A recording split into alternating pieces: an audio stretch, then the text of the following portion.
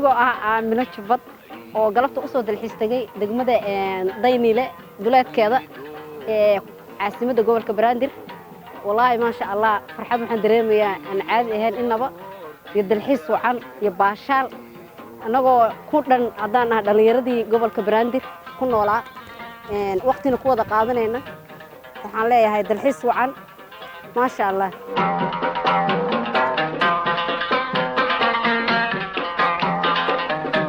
aniga ah magacayga Abdiis Khaliif Maxamuud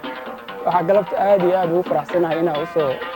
dalxiis tagno u soo tamasho tagno degmada Daynile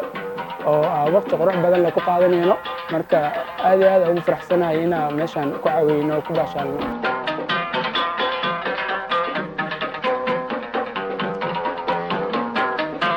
hawda alamin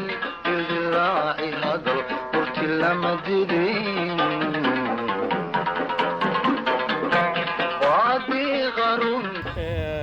waqtiga oo gaabsi awgiis waa aan bixi rabnaa hadii la yiraahdo ilaa muqdisho wana la socon doontaa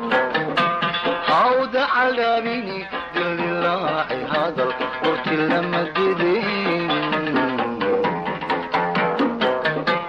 waadi qarun dabaduniyo umar lama sinin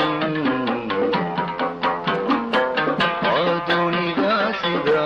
dalana